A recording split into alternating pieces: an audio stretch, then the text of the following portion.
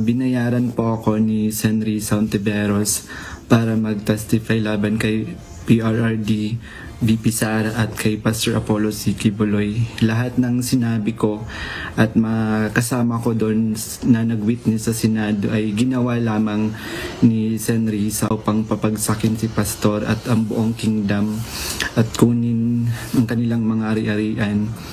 Ngayon po ay hinahanap at tinatakot ako ni Senrisa. Binayaran at gawa-gawa lang ang mga sinabi sa pagdinig ng Senado laban sa mag-amang Rodrigo at Sara Duterte maging kay Apollo Kibuloy. Ito ang pahayag ni Michael Maurilio na nagpakilalang alias Rene nang tumistigo ito sa pagdinig ng Senado noong February 2024. Kaugnay ito ng investigasyon sa mga umano'y pang-aabuso ng Kingdom of Jesus Christ o KOJC leader na si Kibuloy.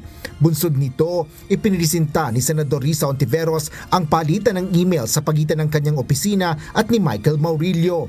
Ayon kay Senador Ontiveros, si Maurilio ang nauna at paulit-ulit na nagpadala ng mensahe sa kanila simula noong December 2023 na nagnanais na magsalita laban sa religious leader. Sabi niya, quote, "Dati rin po akong worker ni Pastor Kibuloy. Tumiwalag dahil sa pang-aabuso at pananakit. Ngayon lang nagkaroon ng lakas ng loob dahil na rin sa takot. Baka ipapatay ako." Close quote. Taliwas yan sa sinasabi niyang nakumbinsi daw siya na tumestigo para mabayaran.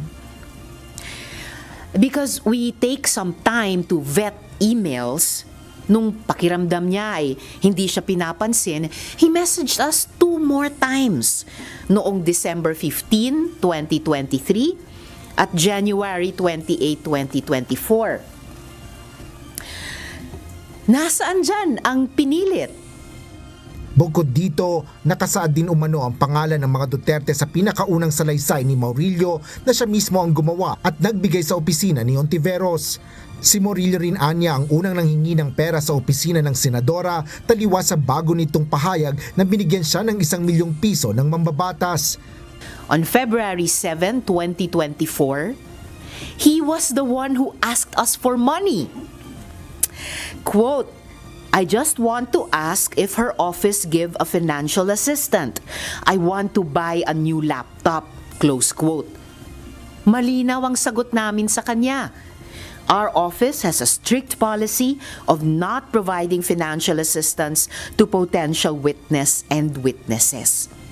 Dagdag pa ng senador, kung may nagbayad kay alias Rene ay hindi na siya magtataka kung KOJC ang gumawa nito. Ito ay dahil nagsumbong rin si Maurilio na kinukumbinsi at hinaharas siya ng mga kakilalang KOJC member na bawiin ang kanyang pahayag kapalit ng malaking pera, pagtatago sa kanya at pagbibigay ng magaling na abogado. Michael also claims that I threatened him.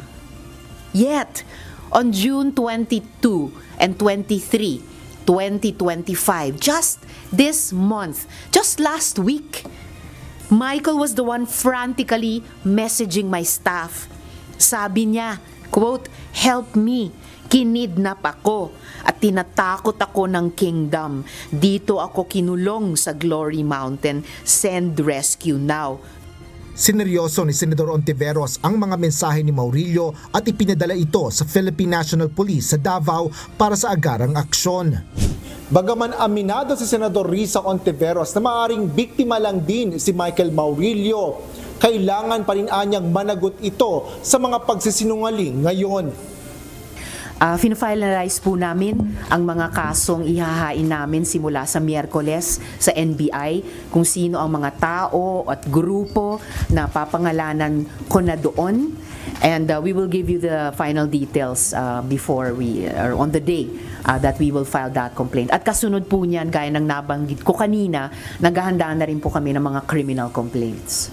Sa kabila nito, sinabi ni Senador Ontiveros na inaalam pa nila kung sino ang mga nasa likod nito, bagaman itinanggi na rin anya ito ni Attorney Israelito Torion, ang abogado ni Kibuloy. Asher Kadapan Jr., UNTV News and Rescue. Diyos ang aming sandigan, serbisyo publiko ang aming pinahalagahan.